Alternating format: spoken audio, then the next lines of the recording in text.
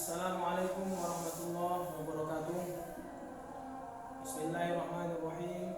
Alhamdulillah wassalatu wassalamu ala Rasulillah wa ala alihi wa sahbihi wa mawala. Amma ba'd. Siswa-siswi MTS Mu'alimin kelas 8 full day yang kami banggakan. Dalam kesempatan kali ini, pada video pembelajaran ini kita akan melanjutkan materi pembelajaran kita. Dalam hal ini pelajaran tauhid, ya. Melanjutkan pelajaran di kelas 7. Pembahasan terakhir membicarakan tentang sifat kelima, ya, yang telah selesai kita bicarakan tentang sifat qiyamuhu ta'ala nafsi, ya. Jadi di kelas 8 ini, ya, kita akan memulai pelajaran tauhid dari sifat ke-6 yang wajib bagi Allah Ta'ala, ya, yaitu sifat wahdaniyah. Nanti silakan lihat di buku tauhid, ya, di buku tauhid kita di halaman halaman ke-20, ya, halaman 20. Itu diawali halaman 19 paling bawah, ya. Lalu kemudian dilanjutkan di halaman 20. Baik, kita lihat langsung. Kita mulai pembahasan. Bismillahirrahmanirrahim. As-sifatus sadisatu al-wahdaniyatu, ya. Sifat ke-6 yang wajib bagi Allah Ta'ala adalah al-wahdaniyatu, sifat wahdaniyah. Yajibu lillahi ta'ala al-wahdaniyatu, wajib bagi Allah Ta'ala bersifat wahdaniyah, ya. Sifat yang ke-6 yaitu sifat wahdaniyah. Oke. Maksudnya apa sifat wahdaniyah? Kita lihat. Annahu ta'ala wahidun fi zatihi wa fi sifatihi wa fi af'alihi. Maksudnya sifat wahdaniyah bagi Allah Ta'ala maksudnya adalah maksudnya annahu ta'ala wahidun fi zatihi, bahwasanya Allah Ta'ala esa pada zatnya, wa fi sifatihi dan pada sifatnya, wa fi af'alihi dan pada af'alnya, pada perbuatannya. Baik, sehingga kita lihat, ya, apa makna wahdaniyah. Al-wahdaniyah itu bermakna adamut ta'addudi fi zati wa sifati wal af'ali. Begitu yang diterangkan oleh Al-Imam Ibrahim Al-Bajuri, ya. Di wahdaniyah maknanya adalah makna tidak berbilang, ya. Maksudnya tidak banyak.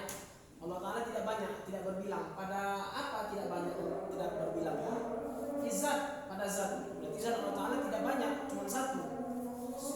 Kemudian pada sifatnya, pada sifatnya pun juga esa dan af'alnya. Singkatnya, kalau dikatakan sifat wahdaniyah maknanya adalah Allah Ta'ala esa pada tiga hal, yaitu pada zat, esa pada sifat, dan esa pada af'al. Inilah makna wahdaniyah bagi Allah Ta'ala. Kemudian wa yastahilu alaihi dikuha wa huwa alla yakuna ta'ala wahidun fi ma dzukira. Wa yastahilu, dan mustahil, alaihi, atasnya, Allah Ta'ala maksudnya, dikuha, lawan daripada wahdaniyah. Apa itu? Wa huwa, yaitu alla yakuna ta'ala wahidun fi ma dzukira, yaitu Allah Ta'ala tidak esa pada apa yang telah disebutkan. Singkatnya, disebut Allah Ta'ala tidak, lawan dari sifat wahdaniyah adalah Allah Ta'ala tidak esa pada zat, tidak esa pada sifat, dan tidak esa pada af'al. Jadi berbilang dia, ya, berbilang. Nah, kita lanjutkan. Nah, Allah Ta'ala disebut esa pada sifat, berarti maknanya apa? Zatullahi Ta'ala laisat murakkabatan min ajza'in wa tarkib, atau wa tarkibin, ya. Pertama, esa pada zat ini ada dua maknanya. Yang pertama, Zatullahi Ta'ala laisat murakkabatan min ajza'in wa tarkib. Zat Allah Ta'ala tidak tersusun, tidak murakkab dari bagian-bagian, ataupun zatnya ini tidak terbentuk dari bagian-bagian tertentu. Ya, itu yang pertama makna. Yang kedua, laisa fi dzatil khalqi zatun tusyabbihu dzatahu ta'ala. Tidak ada zat pada makhluk yang menyerupai zat Allah Ta'ala. Jadi singkatnya, esa pada zat ini maknanya dua. Yang pertama, zat Allah Ta'ala tidak terbentuk dari juzuk, ya, dari tarkib, dari bagian-bagian. Kemudian tidak ada zat pada makhluk, ya, pada makhluk selain Allah Ta'ala yang sama seperti zat Allah Ta'ala, sehingga menghasilkan, kalau disebut Allah Ta'ala esa pada zat, itu menghasilkan, ya, satu kesimpulan, yaitu apa? Al-wahdatu fi zat, esa pada zat, nafat al-kamaini. Esa pada zat, pada Allah Ta'ala maksudnya adalah menafikan dua kam. dua bilangan, yaitu kam muttasil pada zat dan kam munfasil pada zat. Maksudnya kam muttasil pada zat maknanya adalah zat Allah Ta'ala tidak tersusun dari bagian-bagian. Zat Allah Ta'ala tidak terbentuk dari bagian-bagian. Itu maksudnya menafikan, menolak bilangan muttasil pada zat Allah Ta'ala. Sedangkan menolak kam muttasil pada zat adalah menolak bahwa tidak ada satu makhluk pun yang zatnya serupa dengan zat Allah Ta'ala. Jadi itu dia. Jadi kalau dikatakan wahdaniyah pada zat, esa pada zat, berarti maknanya menafikan dua kam, muttasil dan munfasil pada zat.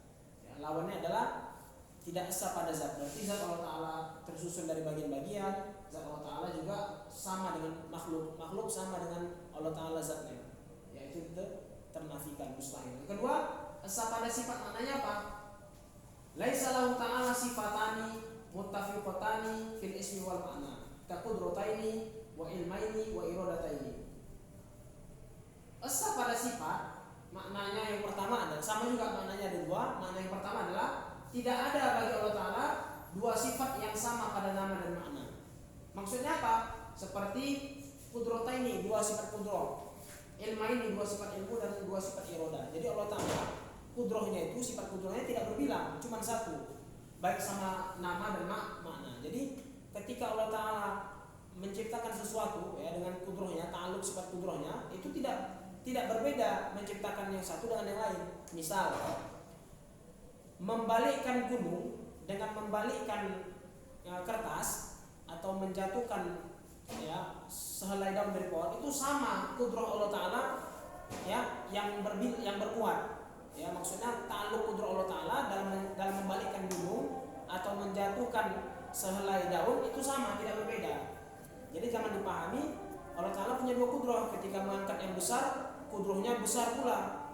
Ketika mengangkat yang ringan, kudrohnya ringan. Tidak ya, jadi sama ada mengangkat yang besar, yang kecil, dua-duanya ya sama kudroh yang berlaku. Artinya ta'aluk kudroh cuma satu, tidak berbeda. Walaupun objek yang diciptakan, yang mau dikudrohkan itu berbeda. Kemudian yang kedua, makna esa pada sifat adalah tidak ada satu makhluk pun yang mempunyai sifat serupa dengan sifat Allah Ta'ala. Laisa li ahadin li makhlukin sifatun tusyabbihu sifatan min sifati ta'ala. Tidak ada seorang makhluk pun yang mempunyai sifat serupa dengan sifat Allah Ta'ala. Seperti misalnya kalau Allah Ta'ala punya kudroh, sama kudroh makhluk, kudroh kita dengan kudroh Allah Ta'ala. Nah ini juga tidak maksudnya itu maknanya. Jadi tidak ada seorang pun yang mempunyai sifat yang sama dengan Allah Ta'ala. Kalaupun sama pada nama, itu dibenarkan. Contoh misalnya Allah Ta'ala punya sifat sama mendengar, kita pun punya sifat mendengar, tetapi sama pada nama saja, tidak pada makna. Jadi berbeda antara melihat kita dengan melihat Allah Ta'ala, beda mendengar kita dengan mendengar Allah Ta'ala. Kalau contohnya misal kita melihat dengan mata, kalau Allah Ta'ala melihat dengan sifat ta'aluk, sifat basornya.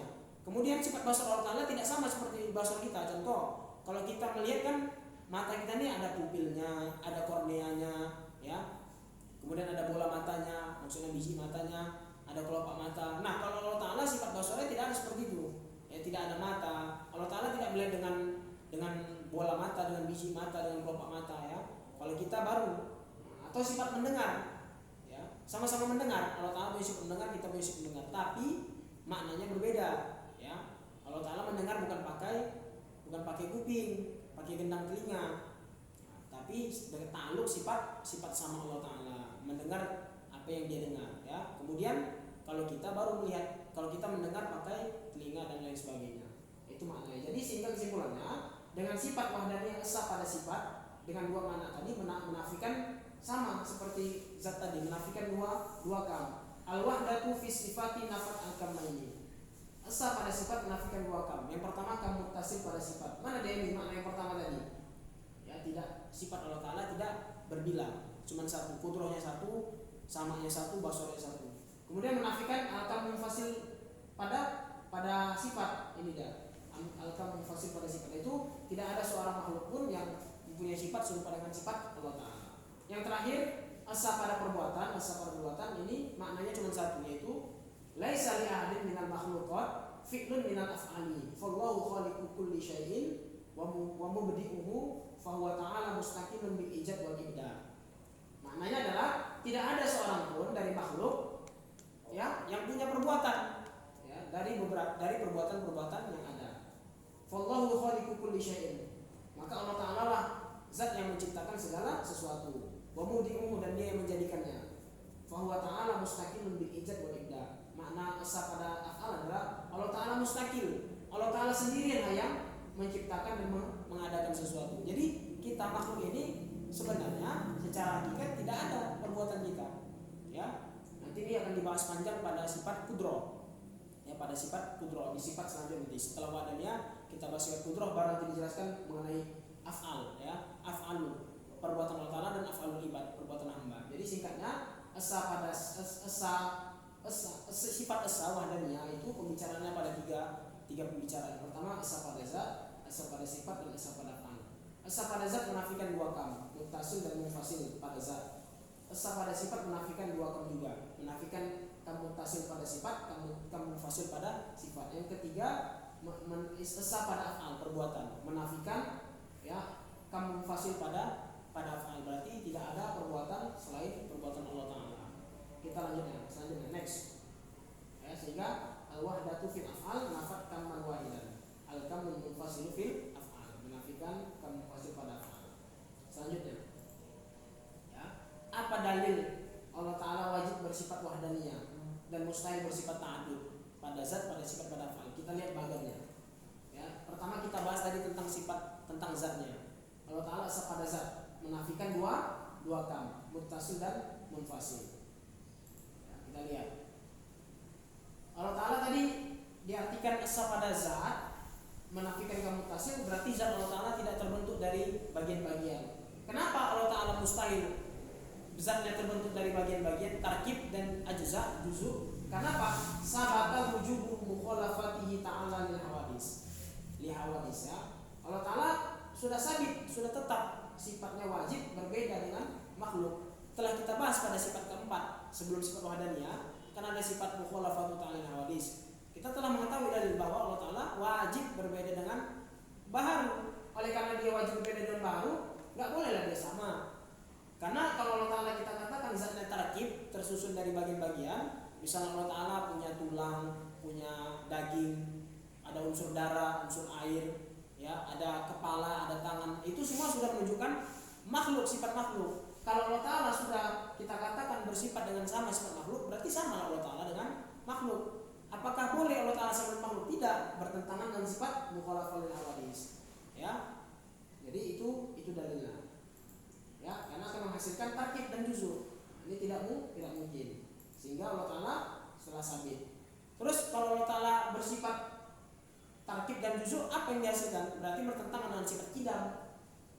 Kalau Allah Ta'ala sudah wajib sifat kidam sebelumnya. Setelah sifat wujud kidam. Allah Ta'ala tidak punya awal, tidak punya akhir. Kalau Allah Ta'ala punya juzur, punya bagian-bagian, berarti Allah Ta'ala tidak kidam, tapi kudus, baharu. Karena tadi dia bersifat dengan sifat baharu. Kalau Allah Ta'ala baru, apakah bisa diterima akal? Tidak bisa.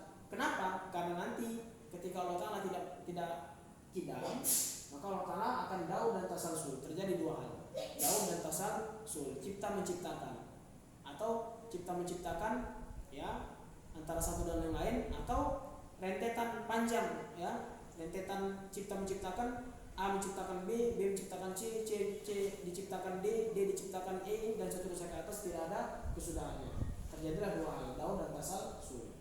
Yang keduanya berkesimpulan bahwa sesuatu itu tidak akan pernah ada akhirnya. Sehingga kalau daun dan tasalsul diikuti, maka keduanya adalah mustahil.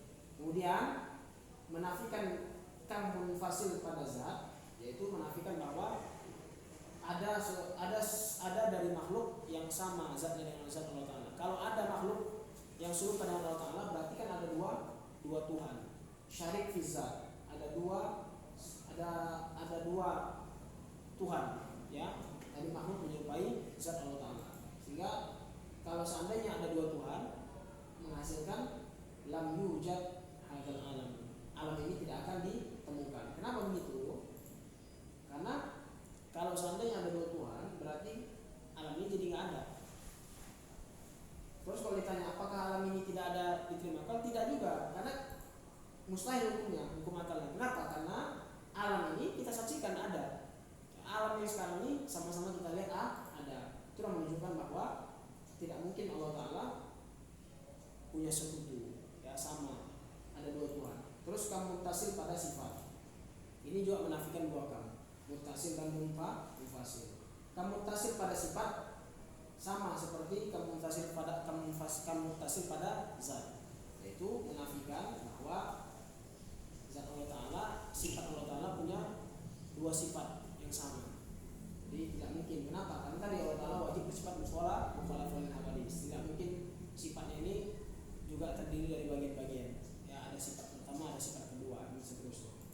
Ya, kenapa? Karena tarkib dan tarkib, ya, ini mustahil. Seperti ada dua sifat pun sehingga mustahil. Kemudian kamu fasil pada sifat, ini sama seperti kamu fasil pada zat, sehingga nanti akan menuntut ada zat yang mempunyai sifat yang sama Allah Ta'ala. Kalau ada zat yang punya sifat serupa dengan sifat Allah Ta'ala, berarti kan ada dua Tuhan. Kalau ada dua Tuhan sama, alam ini tidak akan ada.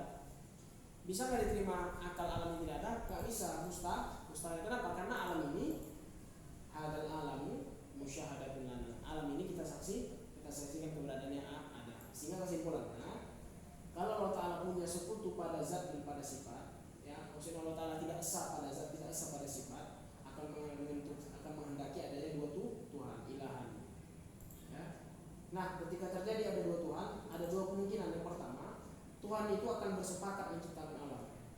Tuhan satu, Tuhan dua bersepakat. Atau Tuhan satu dan Tuhan kedua berbeda. Satu mau menciptakan alam, satu tidak mau menciptakan alam. Kita bahas yang pertama. Kalau seandainya dua Tuhan ini, ya, berkehendak sama-sama sepakat menciptakan alam, maka hasilnya adalah ijtima'u mu'assiraini ala asal wahidin. Akan berkumpul dua mu'assir pada satu hal, pada satu ciptaan. Maksudnya ketika sepakat Tuhan satu, Tuhan dua menciptakan alam, berarti kan dua-duanya sama-sama menciptakan. Berarti ada dua ciptaan. Pertama ciptaan Tuhan satu, kedua ciptaan Tuhan dua. Nah, kalau seandainya ada dua pencipta, berarti kan harusnya akan ada dua yang diciptakan. Nyatanya alam ini cuma satu. Tidak akan mungkin ada dua pencipta, tapi ciptaan ini tergabung dalam satu bentuk. Mestilah kalau dua pencipta, ada dua ciptaannya. Tuhan satu ciptaannya yang satu, Tuhan dua ciptaannya yang dua. Ya, sehingga ini mustahil. Berkumpulnya dua ciptaan, ya, pada satu ciptaan itu mustahil. Karena tidak akan mungkin Tuhan satu, Tuhan dua sama-sama menciptakan, hasilnya cuma satu. Mestinya hasilnya dua. Kedua, kalau seandainya mereka sepakat, ya, tetapi tidak salah satunya tidak menciptakan. Misal tadi kan dikatakan kalau yang pertama ini mustahil. Kalau misalnya dua-dua menciptakan, harusnya satu saja. Harusnya dua-dua punya ciptaan. Nah, nyatanya kan alam ini cuma satu. Berarti kita pakai logika selanjutnya. Tidak, mereka sama-sama sepakat menciptakan, tetapi ciptaan mereka cuma satu. Oh, berarti kalau begitu kemungkinannya salah satu mereka lemah lah. Iya, karena ada satu ciptaan yang tidak nampak hasilnya. Alam ini cuma satu. Tadi kita katakan alam ini penciptanya ada dua Tuhan, sehingga lemah salah satu mereka. Ya, jadi itu tidak bisa diterima akal. Kemudian, kalaupun mereka sepakat, tapi salah satunya menciptakan sebagian lagi menciptakan sebagian yang lain, sehingga hasilnya cuma satu, itu menunjukkan kelemahan mereka. Salah satu mereka lemah, atau mereka berdua sama-sama lemah. Kenapa? Karena cuma mampu menciptakan alam setengah dan setengah untuk Tuhan satu, setengah untuk Tuhan dua, dan ini mustahil. Allah Ta'ala mustahil lemah. Ya, ada yang tidak bisa diciptakan, atau dua-dua menciptakan. Misal Tuhan tapi berbeda waktu. Misal Tuhan pertama menciptakan alam ini di waktu pertama. Kemudian setelah selesai Tuhan satu menciptakan alam ini di waktu pertama, Tuhan kedua menciptakan alam ini di waktu kedua. Mereka menciptakan satu objek tetapi berbeda waktu. Nah, ini namanya mustahil. Kenapa mustahil? terjadi namanya tahsilul hasil, menghasilkan yang sudah terhasil, menciptakan yang sudah ada. Ini tidak bisa diterima akal. Kenapa? Karena Tuhan pertama sudah selesai menciptakan alam. Dari mana pula datangnya Tuhan kedua menciptakan alam yang sama di waktu yang kedua? Berarti kan harus ada dua yang tercipta, bukan satu lagi. Sedangkan yang kita lihat alam cuma satu. Contoh lainnya begini, papan tulis yang di hadapan kita, ini sudah ada, sudah diciptakan oleh tukang kayu sebelumnya. Nah, bisakah tukang kayu yang lain menciptakan papan tulis ini lagi? Jawabannya tidak. Kenapa? Karena papan tulis sudah ada. Kalaupun bisa menciptakan papan tulis lain yang sama dengan papan tulis yang ada di hadapan kita, itu maknanya. Jadi tidak bisa tahsilul hasil. Yang sudah ada nggak bisa diadakan. Yang bisa adalah mengadakan yang serupa dengan yang ada. Kalau mengadakan dengan serupa dengan yang ada, berarti kan hasilnya harus ada dua yang diciptakan. Nyatanya alam cuma satu. Itulah kemustahilannya. Sehingga akan terjadi tarjih bilang roji kalau seandainya tahsilul hasil. Kemudian kalau seandainya dua Tuhan tadi yang kalau sepakat mereka alam juga tidak ada. Nah, ini sekarang mereka cerita tidak bersepakat. Satu Tuhan mau menciptakan alam, satu Tuhan mau tidak menciptakan alam. Apa yang terjadi? Ijtima'ul mutanafiyaini. Bertemunya dua hal yang bertentangan. Ini juga tidak diterima akal. Dari mana mungkin Tuhan satu mau ciptakan alam, Tuhan dua tidak mau ciptakan alam. Nyatanya alam ada. Mana mungkin bersatu dua yang bertentangan, ya. Kanan dan kiri tidak mungkin dia disatukan dalam satu tempat, karena kanan menghendaki kanan, kiri menghendaki kiri. Tuhan satu menghendaki alam ada, Tuhan dua menghendaki alam tidak ada.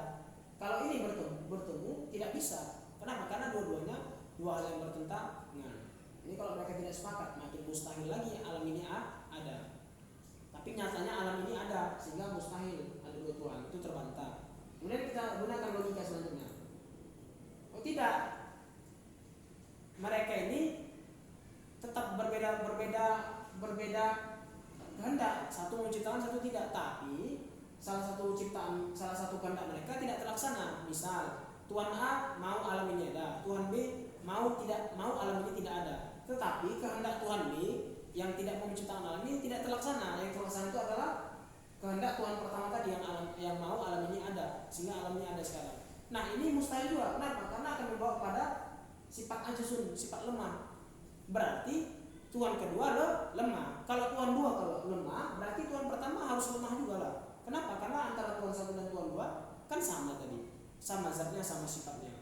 Kalau salah satu dari dua Tuhan tadi mempunyai sifat lemah, maka Tuhan yang lainnya juga akan lemah. Maka akan terhasillah sifat lemah pada keduanya. Ya, itulah kesimpulan dari pembahasan ilmu tauhid ini. Mudah-mudahan bisa dipahami. Wallahu a'lam bishawab. Ya, wallahu a'lam bishawab. Ya, jadi perhatikan kembali materinya. Dilihat kembali, ditanya nanti kalau misalnya ada yang tidak paham. Wallahu a'lam bishawab. Wassalamualaikum warahmatullahi wabarakatuh. Nah.